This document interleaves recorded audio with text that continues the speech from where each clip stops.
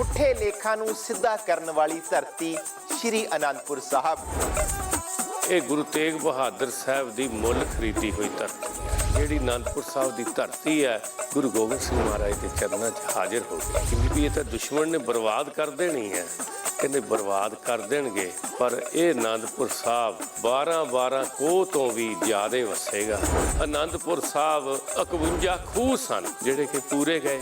ਤਖਤ ਸਾਹਿਬ ਕੇਸਗੜ੍ਹ ਸਾਹਿਬ ਜਿੱਥੇ ਆਪਾਂ ਗੁਰਦੁਆਰਾ ਸਾਹਿਬ ਦੇ ਦਰਸ਼ਨ ਕਰਦੇ, ਪਹਿਲਾਂ ਇੱਥੇ ਪੱਥਰਾਂ ਦੀ ਪੌੜੀਆਂ ਹੁੰਦੀਆਂ, ਚੜ੍ਹਾਈ ਹੁੰਦੀ ਸੀ ਇੱਥੇ। ਜਦੋਂ ਉਹ ਖੁਦਾਈ ਕੀਤੀ ਨਾ, ਬੋੜ ਦੇ ਥੱਲੇ ਜਿਹੜਾ ਦਰਿਆ ਦਾ ਨਹੀਂ ਹੁੰਦਾ ਜੀ, ਖੁੰਡੇ ਜਿਨ੍ਹਾਂ ਨੇ ਕਿਸ਼ਤੀਆਂ ਬੰਨੀਆਂ ਸੀ, ਉਹ ਥੱਲੇ ਪਟਾਈ ਵੇਲੇ ਉਹ ਸਾਡੇ ਘਰ ਦੇ ਅੰਦਰ ਤੇ ਉਹ ਮਿਲੀਆਂ ਹੈ। ਜਿਹੜਾ ਦਰਿਆ ਸੀ ਬਿਲਕੁਲ ਤਖਤ ਸਾਹਿਬ ਦੇ ਥੱਲੇ ਤੇ ਹੋ ਕੇ ਗੁਜ਼ਰਦਾ ਸੀ। ਕੁਦਰਤ ਤੇ ਅਧਿਆਤਮਕਤਾ ਦਾ ਅਹਿਸਾਸ ਕਰਵਾਉਂਦੀ ਹੈ ਸ਼੍ਰੀ ਅਨੰਦਪੁਰ ਸਾਹਿਬ ਦੀ ਪਾਵਨ ਧਰਤੀ। ਦਸਮ ਪਾਤਸ਼ਾਹ ਸਾਹਿਬ ਸ਼੍ਰੀ ਗੁਰੂ ਗੋਬਿੰਦ ਸਿੰਘ ਮਹਾਰਾਜ ਜੀ ਦੇ ਇਤਿਹਾਸ ਦਾ ਪੂਰਜ਼ੋਰ ਵਿਖਿਆਨ ਕਰਦੀ ਹੈ ਸ਼੍ਰੀ ਅਨੰਦਪੁਰ ਸਾਹਿਬ ਦੀ ਪਾਵਨ ਧਰਤੀ। ਦਸਮ ਪਾਤਸ਼ਾਹ ਸਾਹਿਬ ਸ਼੍ਰੀ ਗੁਰੂ ਗੋਬਿੰਦ ਸਿੰਘ ਮਹਾਰਾਜ 29 ਸਾਲ ਇਸ ਧਰਤ ਸੁਹਾਵੀ ਤੇ ਰਹੇ ਤੇ ਇੱਥੇ ਰਹਿੰਦਿਆਂ ਉਹਨਾਂ ਅਜਿਹੀਆਂ ਬਖਸ਼ਿਸ਼ਾਂ ਦਿੱਤੀਆਂ, ਸ਼ਾਇਦ ਦੁਨੀਆ ਦੀ ਕਿਸੇ ਹੋਰ ਧਰਤੀ ਨੂੰ ਉਹ ਬਖਸ਼ਿਸ਼ਾਂ ਦੀ ਪ੍ਰਾਪਤੀ ਨਾ ਹੋਈ ਹੋਵੇ।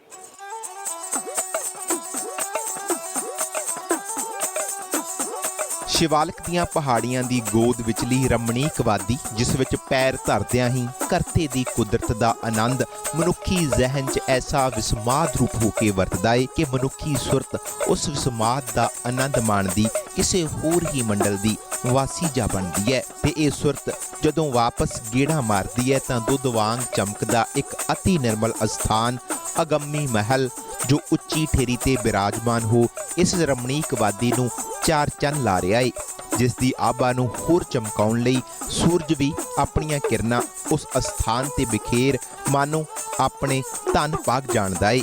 ਤੇ ਉਹ ਪਾਵਨ ਅਸਥਾਨ ਹੈ ਤਖਤ ਸ਼੍ਰੀ ਕੇਸਗੜ੍ਹ ਸਾਹਿਬ ਤੇ ਸ਼ਾਂਤ ਫਿਜ਼ਾ 'ਚ ਅਰਸ਼ੀ ਪ੍ਰੀਤਮ ਦੇ ਪਾਵਨ ਚਰਨਾਂ 'ਚ ਲਿਬਰੇਜ਼ ਪਾਵਨ ਧਰਤੀ ਸ਼੍ਰੀ ਅਨੰਦਪੁਰ ਸਾਹਿਬ। ਇਸ ਅਨੰਦਪੁਰ ਸਾਹਿਬ ਦੀ ਧਰਤੀ ਤੇ ਹੀ ਧਰਮ ਚਲਾਵਨ, ਸੰਤ ਉਬਾਰਨ, ਦੁਸ਼ਟ ਸਭਨ ਕੋ ਮੂਲ ਉਪਾਰਨ ਦੇ ਲਈ ਕਲਗੀਆਂ ਵਾਲੇ ਪਾਤਸ਼ਾਹ, ਬਾਦਸ਼ਾਹ ਦਰਵੇਸ਼, ਰਾਜਾਨ ਰਾਜ, ਭਾਨਾਨ ਭਾਨ, ਮਹਾਨ ਕਵੀ, ਮਹਾਨ ਤਪਸਵੀ ਧੰਨ ਧੰਨ ਸਾਹਿਬ ਸ਼੍ਰੀ ਗੁਰੂ ਗੋਬਿੰਦ ਸਿੰਘ ਮਹਾਰਾਜ ਨੇ ਖਾਲਸਾ ਪੰਥ ਦੀ ਸਾਜਨਾ ਕਰਕੇ ਦੱਬੇ ਤੇ ਲਤਾੜੇ ਹੋਏ ਲੋਕਾਂ ਦੇ ਗਲੋਂ ਗੁਲਾਮੀ ਦੀਆਂ ਜੰਜੀਰਾਂ ਨੂੰ ਲਾ ਉਹਨਾਂ ਨੂੰ ਸਿਰਦਾਰੀਆਂ ਬਖਸ਼ੀਆਂ ਤੇ ਉਹਨਾਂ ਨੂੰ ਇੱਕ ਸੰਪੂਰਨ ਮਨੁੱਖ ਦਾ ਖਿਤਾਬ ਬਖਸ਼ਿਆ।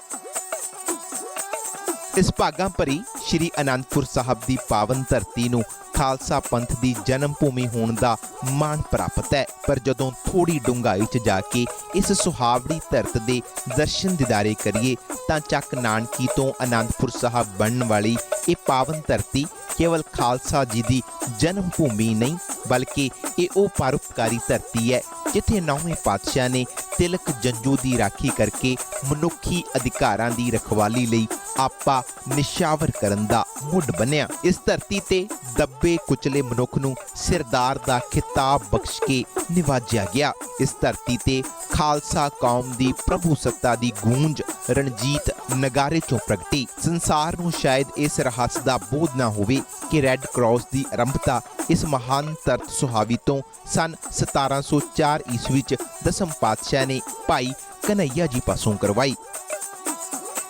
ਅਨੰਦਪੁਰ ਸਾਹਿਬ ਦੀ ਇਹ ਜਿਹੜੀ ਧਰਤੀ ਹੈ, ਭਾਵੇਂ ਚੰਪਾ ਰਾਣੀ ਨੇ ਇਹ 4 ਪਿੰਡ ਗੁਰੂ ਸਾਹਿਬ ਨੂੰ ਭੇਟਾ ਕੀਤੇ, ਪਰ ਗੁਰੂ ਸਾਹਿਬ ਨੇ ਕਿਹਾ ਨਹੀਂ, ਸਾਨੂੰ ਪਟਾ ਲਿਖ ਦਿਓ, ਕੋਈ 70,000 ਕਹਿੰਦਾ, ਕੋਈ 1.25 ਲੱਖ ਕਹਿੰਦਾ, ਉਹ ਮੁੱਲ ਵੀ ਤਾਰਿਆ।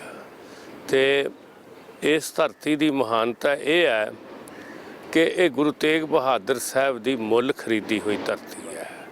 ਗੁਰੂ ਤੇਗ ਬਹਾਦਰ ਸਾਹਿਬ ਦੀ ਵਰੋਸਾਈ ਧਰਤੀ ਹੈ ਤੇ ਖਾਲਸੇ ਦੀ ਜਨਮ ਭੂਮੀ ਹੈ। 2 ਜਗ੍ਹਾ ਅੰਮ੍ਰਿਤ ਪ੍ਰਗਟ ਕੀਤਾ ਹੈ, ਸ੍ਰੀ ਅੰਮ੍ਰਿਤਸਰ ਸਾਹਿਬ, ਉਹ ਵੀ ਜਿਹੜੀ ਹੈ ਮੁੱਲ ਖਰੀਦੀ ਹੋਈ ਧਰਤੀ ਹੈ, ਤੇ ਅਨੰਦਪੁਰ ਸਾਹਿਬ ਦੀ ਵੀ ਧਰਤੀ ਜਿਹੜੀ ਹੈ ਉਹ ਮੁੱਲ ਖਰੀਦੀ ਹੋਈ ਧਰਤੀ ਹੈ। ਅਨੰਦਪੁਰ ਸਾਹਿਬ ਦੀਆਂ ਸਭ ਤੋਂ ਵੱਡੀ ਭੂਗੋਲਿਕ ਸਥਿਤੀ ਜਿਹੜੀ ਇਹ ਹੈ ਕਿ ਇੱਕ ਪਾਸੇ ਦਰਿਆ ਵਗਦਾ ਹੈ, ਇੱਕ ਪਾਸੇ ਪਹਾੜ ਨੇ ਉੱਚੇ ਉੱਚੇ, ਤੇ ਇਸ ਰਮਣੀਕ ਸਥਾਨ ਨੂੰ ਰਾਣੀ ਚੰਪਾ ਦੀ ਬੇਨਤੀ ਮੰਨ ਕੇ ਬਿਲਾਸਪੁਰ ਵਾਲੀ ਰਾਣੀ ਦੀ ਕਿ ਮਹਾਰਾਜ ਜੀ ਮੈਨੂੰ ਪਤਾ ਲੱਗਾ ਹੈ ਤੁਸੀਂ ਦੁਆਬੇ ਵਿੱਚ ਜਾਂ ਬਾਂਗਰ ਵਿੱਚ ਨਵਾਂ ਸ਼ਹਿਰ ਵਸਾਉਣ ਲੱਗੇ ਹੋ, ਪਰ ਤੁਸੀਂ ਇੱਥੇ ਹੀ ਵਸਾਓ।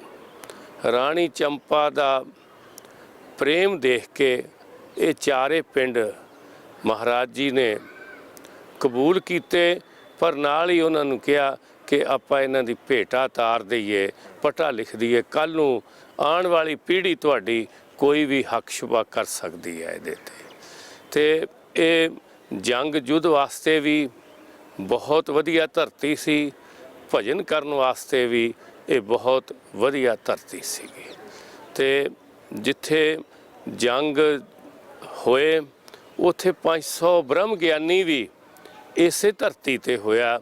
ਤਾਰਾਗੜ੍ਹ ਦੀ ਜੂਹ ਵਿੱਚ ਮਹਾਰਾਜ ਨੇ ਉੱਥੇ ਉਹਨਾਂ ਨੂੰ ਨਿਵਾਸ ਬਖਸ਼ਿਆ।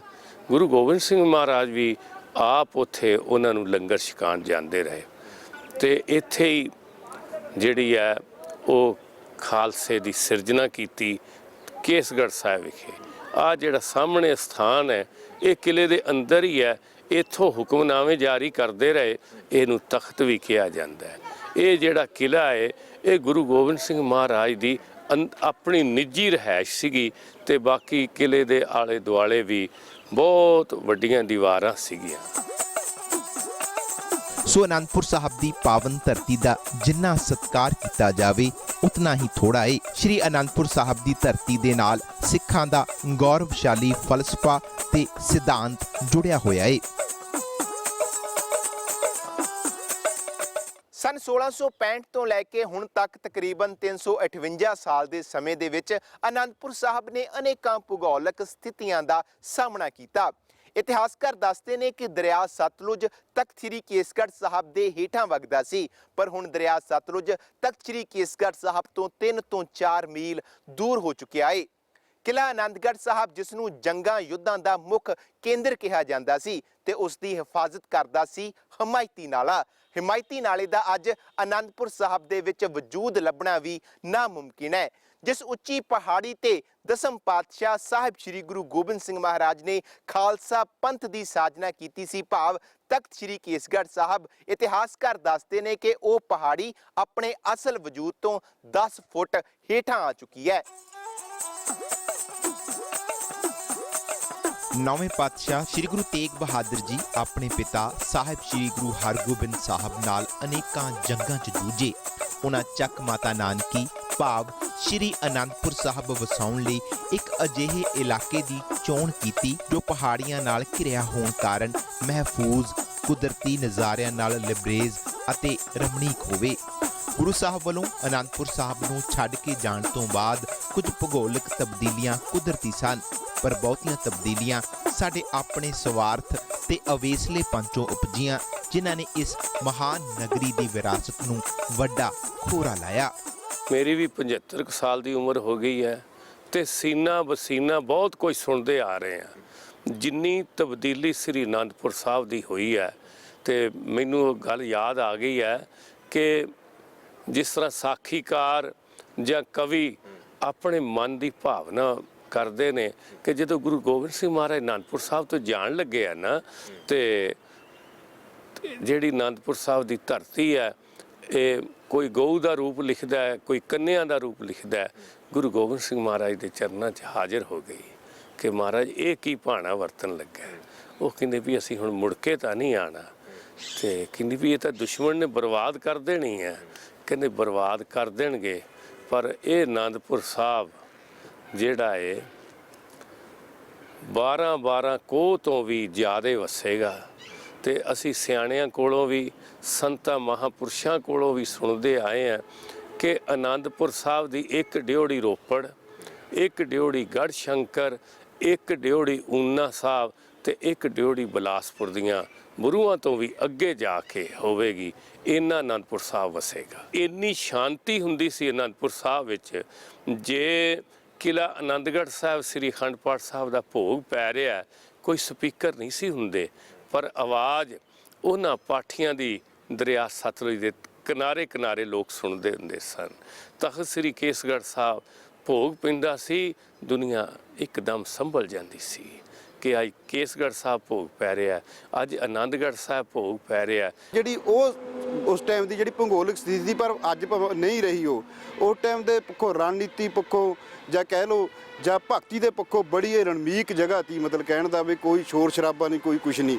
ਤੇ ਹੁਣ ਅੱਜ ਦੀ ਸਥਿਤੀ ਹੈ ਜਿਹੜੀ, ਮਤਲਬ ਕਹਿਣ ਦਾ ਇਹ ਹੈ ਵੀ ਇੱਕ ਤਾਂ ਸਾਡੇ ਜਿਹੜੀ ਪਹਾੜੀ ਜਿਹੜਾ ਏਰੀਆ ਦੀ ਉਹ ਬਿਲਕੁਲ ਲੋਕਾਂ ਨੇ ਉਹਨੂੰ ਪਲੇਨ ਕਰਤਾ, ਤੇ ਜਿਹੜੀ ਆਧੁਨਿਕ ਸਮੇਂ ਦੇ ਮੁਤਾਬਕ ਜਿਹੜਾ ਮਤਲਬ ਕਹਿਣ ਦਾ ਜਿਹੜੇ ਆਲੇ ਦੁਆਲੇ ਤੋਂ ਜਿੱਦਾਂ ਮਤਲਬ ਦਰਿਆ ਵੀ, ਤੇ ਜਿਹੜੇ ਸਾਡੇ ਹੁਣ ਜਿੱਦਾਂ ਹੁਣ ਆਪ ਦੇਖਦੇ ਹੀ ਆਪਾਂ ਮਾਈਨਿੰਗ ਦਾ ਕਿੰਨਾ ਚੱਲਿਆ ਵਾ, ਜਿਹੜੀ ਮਤਲਬ ਭੂਗੋਲਿਕ ਸਥਿਤੀ ਨੂੰ ਵੀ ਜਿਹੜੀ ਚਾਹੇ ਮਾਈਨਿੰਗ ਹੈ, ਚਾਹੇ ਜਿਹੜੀ ਆਧੁਨਿਕੀਕਰਨ ਹੈ, ਉਹ ਸਾਰਾ ਜਿਹੜਾ ਨਾ ਮਤਲਬ ਕਹਿਣ ਦਾ ਵੀ ਉਹ ਐਟ ਇਸ ਦੀ ਭੂਗੋਲਿਕ ਸਥਿਤੀ ਨੂੰ ਬਿਲਕੁਲ ਉਹਨੇ ਜੋ ਗੁਰੂ ਸਾਹਿਬ ਦੇ ਸਮੇਂ ਦੀ ਉਹ ਬਿਲਕੁਲ ਨਹੀਂ ਰਹੀ। ਹੁਣ ਉਹ ਦਸਮ ਪਾਤਸ਼ਾਹ ਵੱਲੋਂ ਆਨੰਦਪੁਰ ਸਾਹਿਬ ਨੂੰ ਛੱਡਣ ਤੋਂ ਬਾਅਦ 5 ਕਿਲੇ ਤੇ ਤਖਤ ਸ੍ਰੀ ਕੇਸਗੜ੍ਹ ਸਾਹਿਬ ਵਾਲੇ ਮਜ਼ਬੂਤ ਕਿਲੇ ਸਮੇਤ ਬਹੁਤ ਸਾਰੀਆਂ ਥਾਵਾਂ ਨੂੰ ਬਿਲਕੁਲ ਢਹਿ ਢੇਰੀ ਕਰ ਦਿੱਤਾ ਗਿਆ। ਪਹਾੜੀ ਰਾਜਿਆਂ ਨੂੰ ਖਤਰਾ ਸੀ ਕਿ ਗੁਰੂ ਸਾਹਿਬ ਦੁਬਾਰਾ ਆਨੰਦਪੁਰ ਸਾਹਿਬ ਆ ਕੇ ਕਿਲਿਆਂ ਤੇ ਕਬਜ਼ਾ ਨਾ ਕਰ ਲੈਣ। ਸੋ ਗੁਰੂ ਸਾਹਿਬ ਦੇ ਵੇਲੇ ਦੀਆਂ ਇੱਥੇ ਕੁਝ ਕੁ ਇਮਾਰਤਾਂ ਹੀ ਬਚੀਆਂ ਹਨ, ਜਿਨ੍ਹਾਂ ਵਿੱਚੋਂ ਅੱਜ ਸਿਰਫ ਗੁਰਦੁਆਰਾ ਸੀਸਗੰਜ ਸਾਹਿਬ ਦਾ ਪੁਰਾਤਨ ਥੜਾ ਹੀ ਮੌਜੂਦ ਹੈ, ਜੋ ਕਿ ਧੰਨ ਧੰਨ ਸਾਹਿਬ ਸ੍ਰੀ ਗੁਰੂ ਤੇਗ ਬਹਾਦਰ ਜੀ ਦੇ ਸੀਸ ਦਾ ਸੰਸਕਾਰ ਕਰਨ ਵਾਲੀ ਥਾਂ ਤੇ ਦਸਮ ਪਾਤਸ਼ਾਹ ਸਾਹਿਬ ਸ੍ਰੀ ਗੁਰੂ ਗੋਬਿੰਦ ਸਿੰਘ ਜੀ ਨੇ ਖੁਦ ਤਾਮੀਰ ਕਰਵਾਇਆ ਸੀ। ਸੀਸਗੰਜ ਸਾਹਿਬ ਨੂੰ ਜਿਸ ਤਰ੍ਹਾਂ 10ਵੇਂ ਪਾਤਸ਼ਾਹ ਵੱਡਾ ਦਰਬਾਰ ਕਹਿ ਕੇ ਮੰਨਦੇ ਸਨ, ਵੱਡੇ ਦਰਬਾਰ ਵਿੱਚ ਰੋਜ਼ ਨਮਸਕਾਰ ਕਰਦੇ ਸਨ ਆਪਣੇ ਪਿਤਾ ਦੇ ਅੰਗੀਠੇ ਤੇ, ਆਨੰਦਪੁਰ ਸਾਹਿਬ ਦੇ ਪੁਰਾਣੇ ਲੋਕ ਜਿਹੜੇ ਹੈ, ਜੇ ਆਨੰਦਪੁਰ ਸਾਹਿਬ ਵਿੱਚ ਚੁਬਾਰਾ ਪਾਣਾ ਹੁੰਦਾ ਸੀਗਾ ਤੇ ਉਹ ਚਾਂਦੀ ਦਾ ਚੁਬਾਰਾ ਬਣਾ ਕੇ ਸੀਸਗੰਜ ਸਾਹਿਬ ਭੇਟਾ ਕਰਕੇ ਆਪਣੇ ਵਿੱਤ ਮੁਤਾਬਕ ਫੇਰ ਸ਼ੁਰੂ ਕਰਦੇ ਸਨ। 18ਵੀਂ ਤੇ 19ਵੀਂ ਸਦੀ 'ਚ ਸਿੱਖ ਜਰਨੈਲਾਂ ਤੇ ਰਾਜਿਆਂ ਨੇ ਆਨੰਦਪੁਰ ਸਾਹਿਬ 'ਚ ਕੁਝ ਬੂੰਗੇ ਤੇ ਹੋਰ ਇਮਾਰਤਾਂ ਦੀ ਉਸਾਰੀ ਵੀ ਕੀਤੀ ਸੀ, ਜਿਨ੍ਹਾਂ ਦਾ ਵਜੂਦ ਵੀ ਅੱਜ ਅਲੋਪ ਹੋ ਚੁੱਕਾ ਹੈ। ਦੁਸ਼ਮਣ ਨੇ ਆਨੰਦਪੁਰ ਸਾਹਿਬ ਵਿੱਚ ਖੋਤਿਆਂ ਨਾਲ ਹਲ ਚਲਾਇਆ ਹੈ, ਤੇ ਜੇ ਖੋਤਿਆਂ ਨਾਲ ਜਿਸ ਜਗ੍ਹਾ ਹਲ ਚੱਲ ਜਾਵੇ ਉਹ ਜਗ੍ਹਾ ਵਸਦੀ ਨਹੀਂ, ਪਰ ਗੁਰੂ ਗੋਬਿੰਦ ਸਿੰਘ ਮਹਾਰਾਜ ਦੇ ਵਾਕ ਨੇ ਤੇ ਆਨੰਦਪੁਰ ਸਾਹਿਬ ਵਸ ਰਿਹਾ ਹੈ। ਅਸੀਂ ਛੋਟੇ ਛੋਟੇ ਸੀ, ਸੰਤ ਬਾਬਾ ਸੇਵਾ ਸਿੰਘ ਜੀ ਨੇ ਆ ਜਿਹੜੀਆਂ ਕੰਧਾਂ ਨੇ ਮਿੱਟੀ ਪਾਣੀ ਇਹ ਲਾਣੇ ਤੇ ਸ਼ਾਮ ਨੂੰ ਕਿਲੇ ਦੇ ਉੱਪਰ ਚੜ੍ਹਨਾ ਤੇ ਕਹਿਣਾ ਦੇਖੋ ਇਹ ਆਨੰਦਪੁਰ ਸਾਹਿਬ ਕਿੱਦਾਂ ਝਿਲਮਿਲ ਕਰ ਰਿਹਾ ਹੈ, ਤੇ ਅਸੀਂ ਪਿੱਛੇ ਹੋ ਕੇ ਮੁਸਕਰਾਣਾ ਕਿ ਬਾਬਾ ਜੀ ਤਾਂ ਮਿੱਟੀ ਦੇ ਤੇਲ ਦੀ ਲਾਲਟਣ ਨਹੀਂ ਬਾਲਣ ਦਿੰਦੇ ਕਿ ਜੇ ਪੜ੍ਹਨਾ ਹੈ, ਬਾਣੀ ਪੜ੍ਹਨੀ ਹੈ, ਸੰਥਿਆ ਕਰਨੀ ਤਾਂ ਬਾਲੋ ਨਹੀਂ ਬੁਝਾ ਦਿਓ, ਗੁਰੂ ਕਾ ਤੇਲ ਇੱਦਾਂ ਨਾ ਜਾਲੋ। ਪਰ ਆਨੰਦਪੁਰ ਸਾਹਿਬ ਕਿੱਦਾਂ ਝਿਲਮਿਲ ਕਰੂਗਾ। ਸਾਧ ਸੰਗਤ ਜੀ, ਅਸੀਂ ਆਨੰਦਪੁਰ ਸਾਹਿਬ ਝਿਲਮਿਲ ਕਰਦਾ ਦੇਖ ਲਿਆ। ਆਨੰਦਪੁਰ ਸਾਹਿਬ ਮੇਰੀ ਸੁਰਤ ਵਿੱਚ 51 ਖੂਹ ਸਨ ਜਿਹੜੇ ਕਿ ਪੂਰੇ ਗਏ, ਇਹ ਵੀ ਵੱਡੀ ਤਬਦੀਲੀ ਆ ਗਈ।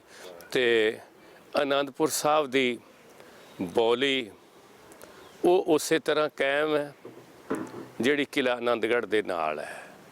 ਇਹ ਵੀ ਗੁਰੂ ਗੋਬਿੰਦ ਸਿੰਘ ਮਹਾਰਾਜ ਨੇ ਆਪ ਟੱਪ ਲਾਇਆ ਸੀ, ਅਜੇ ਤੱਕ ਇਹਦਾ ਕੋਈ ਪਾਣੀ ਨਹੀਂ ਤੋੜ ਸਕਿਆ।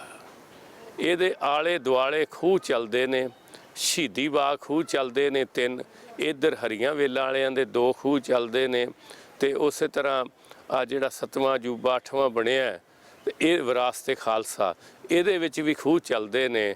ਕਿਲੇ ਹੀ ਅਲੋਪ ਹੋ ਗਏ, ਹੁਣ ਤੇ ਨਿਸ਼ਾਨੀਆਂ ਰਹਿ ਗਈਆਂ ਨੇ, ਤੇ ਉਹ ਪੁਰਾਣੀ ਸੰਸਕ੍ਰਿਤੀ ਅਲੋਪ ਹੋ ਗਈ। ਸਾਡੇ ਦੇਖਦਿਆਂ ਲੋਕ ਗੱਡਿਆਂ ਤੇ ਪੈਦਲ ਆਉਂਦੇ ਹੁੰਦੇ ਸਨ। ਆਨੰਦਪੁਰ ਸਾਹਿਬ ਦੇ ਲੋਕ ਉਹਨਾਂ ਨੂੰ ਬੂਹੇ ਖੋਲ੍ਹ ਦਿੰਦੇ ਸਨ ਕਿ ਸਾਡੇ ਘਰਾਂ ਵਿੱਚ ਆਰਾਮ ਕਰੋ, ਤੇ ਖੂਹਾਂ ਤੇ ਤੇਲ ਸਾਬਣ ਰੱਖਿਆ ਜਾਂਦਾ ਸੀ, ਬੌਲਦ ਜੋੜੇ ਜਾਂਦੇ ਸਨ, ਊਠ ਜੋੜੇ ਜਾਂਦੇ ਸਨ, ਰਾਤ ਦਿਨ ਚੱਲਦੇ ਸੀ। ਇਹ ਹੁਣ ਤਾਂ ਆਨੰਦਪੁਰ ਸਾਹਿਬ ਦਾ ਹੋਲਾ ਮਹੱਲਾ ਭਾਵੇਂ ਅੰਤਰਰਾਸ਼ਟਰੀ ਹੋ ਗਿਆ ਹੈ, ਪਰ 3 ਦਿਨ ਦਾ ਹੀ ਰਹਿ ਗਿਆ। ਨਹੀਂ ਤਾਂ ਇਹ ਇੱਕ ਮਹੀਨਾ 40 ਦਿਨ ਲੋਕੀ ਰਹਿੰਦੇ ਸਨ, ਲੰਗਰ ਲਾਉਂਦੇ ਸਨ, ਸਾਡੀ ਸੁਰਤ ਵਿੱਚ ਪੈਦਲ ਹੀ ਆਉਂਦੇ ਸਨ। ਲੋਕਾਂ ਨੇ ਪਿੰਨੀਆਂ ਬਣਾ ਕੇ ਪੀਪੀਆਂ ਪੀਪੇ ਭਰ ਲਿਆਣੇ ਤੇ ਉਹ ਛਕਣੇ। ਉਹ ਸਾਰੀ ਸੰਸਕ੍ਰਿਤੀ ਜਿਹੜੀ ਹੈ ਨਾ, ਉਹ ਹੁਣ ਮਿਟਦੀ ਜਾ ਰਹੀ ਹੈ। ਇੱਕ ਅੰਦਾਜ਼ੇ ਅਨੁਸਾਰ ਪਿਛਲੇ 15 ਤੋਂ 20 ਸਾਲਾਂ ਦੇ ਵਿੱਚ ਸ਼੍ਰੀ ਅਨੰਦਪੁਰ ਸਾਹਿਬ ਦੇ ਆਸ-ਪਾਸ 10,000 ਏਕੜ ਤੋਂ ਵਧੇਰੇ ਪਹਾੜੀਆਂ ਨੂੰ ਪੱਧਰਾ ਕਰਕੇ ਮੈਦਾਨੀ ਬਣਾ ਦਿੱਤਾ ਗਿਆ ਹੈ।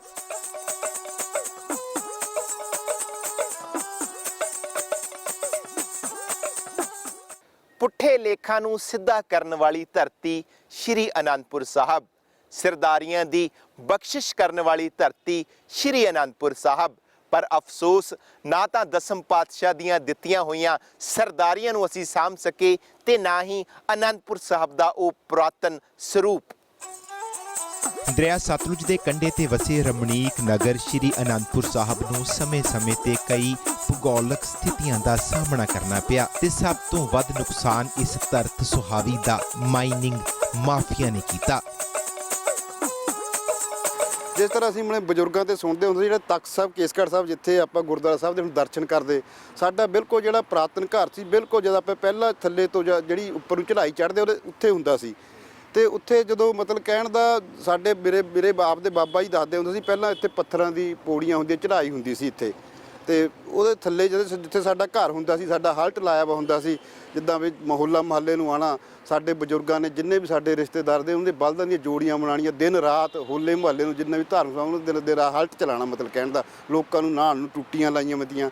ਉਹ ਸਾਡੇ ਬਜ਼ੁਰਗ ਦੱਸਦੇ ਹੈ ਵੀ ਇਸ ਜਗ੍ਹਾ ਸਾਡੇ ਅੰਦਰ ਬੋੜ ਹੁੰਦਾ ਸੀ। ਜਦੋਂ ਉਹਨੂੰ ਖੁਦਾਈ ਕੀਤੀ ਨਾ, ਬੋੜ ਦੇ ਥੱਲੇ ਜਿਹੜਾ ਦਰਿਆ ਦਾ ਨਹੀਂ ਹੁੰਦਾ ਜੀ, ਦਰਿਆ ਦੇ ਉਹਦੇ ਥੱਲੇ ਜਿੱਦਾਂ ਜਿੱਥੇ ਕਿਸ਼ਤੀਆਂ ਬੰਨੀਆਂ ਜਾਂਦੀਆਂ ਹਨ, ਉਹ ਜਿਹੜੇ ਖੁੰਡੇ ਜਿਨ੍ਹਾਂ ਨਾਲ ਕਿਸ਼ਤੀਆਂ ਬੰਨੀਆਂ ਜਾਂਦੀਆਂ, ਉਹ ਥੱਲੇ ਪਟਾਈ ਵੇਲੇ ਉਹ ਸਾਡੇ ਘਰ ਦੇ ਅੰਦਰ ਤੇ ਉਹ ਮਿਲੀਆਂ ਹੈ। ਇਹਦਾ ਮਤਲਬ ਇਹ ਹੈ ਜਿਹੜਾ ਦਰਿਆ ਸੀ ਬਿਲਕੁਲ ਤਖਤ ਸਾਹਿਬ ਦੇ ਥੱਲੇ ਤੇ ਹੋ ਕੇ ਗੁਜ਼ਰਦਾ ਸੀ, ਜਿੱਥੇ ਸਾਡੇ ਪੁਰਾਣੇ ਘਰ ਤੇ ਇਹ ਇੱਕ ਦੇਖੋ ਹੌਲੀ ਹੌਲੀ ਤੋਂ ਦਰਿਆ ਭਾਵੇਂ ਥੋੜ੍ਹਾ ਜਿਹਾ ਸਾਈਡ ਨੂੰ ਚਲ ਗਿਆ, ਤੇ ਜਿਹੜੀ ਇੱਥੇ ਦੀ ਆਰਥਿਕ ਲੋਕਾਂ ਦੀ ਜਿਹੜੀ ਸਥਿਤੀ ਸੀ, ਉਹ ਬਹੁਤ ਹੀ ਲੋਕ ਛੋਟੇ ਪੱਧਰ ਦੀਆਂ ਲੋਕਾਂ ਕੋਲ ਜ਼ਮੀਨਾਂ ਦੀਆਂ, ਕਿਉਂਕਿ ਇੱਕ ਪਾਸੇ ਜਿੱਦਾਂ ਹੁਣ ਸਾਡਾ ਪਹਾੜੀ ਏਰੀਆ ਹੈ, ਇੱਧਰ ਵੀ ਸੋਕਾ ਹੀ ਹੁੰਦਾ, ਇੱਕ ਪਾਸੇ ਜਿਹੜਾ ਦਰਿਆ ਹੈ, ਦਰਿਆ ਉਹਦੀ ਜਿਹੜੀ ਸੇਮ ਹੈ, ਸੇਮ ਕਰਕੇ ਵੀ ਮਤਲਬ ਕਹਿਣ ਦਾ ਜਿਹੜੀ ਜ਼ਮੀਨਾਂ ਕਾਫੀ ਸੇਮ ਦੀ ਮਾਰ ਹੇਠ ਹੈ। ਇਸ ਕਰਕੇ ਜਿਹੜੇ ਆਰਥਿਕ ਪੱਖ ਤੋਂ ਇਹ ਜਿਹੜਾ ਬਹੁਤਾ ਖੇਤੀ ਪੱਖ ਤੋਂ ਬਹੁਤਾ ਉੱਭਰ ਕੇ ਪੰਜਾਬ ਦੇ ਵਿੱਚ ਸਾਹਮਣੇ ਨਹੀਂ ਆ ਸਕਿਆ, ਉਹਦਾ ਕਾਰਨ ਇਹ ਸੀ, ਇੱਕ ਪਾਸੇ ਸੋਕਾ, ਦੂਜੇ ਪਾਸੇ ਡੋਬਾ। ਕਲਗੀਧਰ ਪਾਤਸ਼ਾਹ ਨੇ ਜੋ ਪਰਉਪਕਾਰ ਅਨੰਦਪੁਰ ਸਾਹਿਬ ਦੀ ਇਸ ਮਹਾਨ ਧਰਤ ਸੁਹਾਵੀ ਤੇ ਕੀਤੇ, ਉਹਨਾਂ ਦਾ ਵਿਖਿਆਨ ਜ਼ੁਬਾਨੀ ਜਾਂ ਲਿਖ ਕੇ ਕਦੇ ਨਹੀਂ ਹੋ ਸਕਦਾ। ਆਓ ਆਪਾਂ ਵੀ ਅਨੰਦਪੁਰ ਸਾਹਿਬ ਦੀ ਅਲੋਪ ਹੋ ਰਹੀ ਵਿਰਾਸਤ ਦੇ ਪ੍ਰਤੀ ਆਪਣੀ ਆਵਾਜ਼ ਬੁਲੰਦ ਕਰੀਏ। ਹੁਣ ਮੈਨੂੰ ਪਰਮਜੀਤ ਸਿੰਘ ਨੂੰ ਦਿਓ ਇਜਾਜ਼ਤ। ਦੇਸ਼ ਦੁਨੀਆ ਦੀਆਂ ਵੱਡੀਆਂ ਖਬਰਾਂ ਲਈ ਤੁਸੀਂ ਇਸੇ ਤਰ੍ਹਾਂ ਬਣੇ ਰਹੋ ABP ਸਾਂਝਾ ਦੇ ਨਾਲ। ਵਾਹਿਗੁਰੂ ਜੀ ਕਾ ਖਾਲਸਾ, ਵਾਹਿਗੁਰੂ ਜੀ ਕੀ ਫਤਿਹ।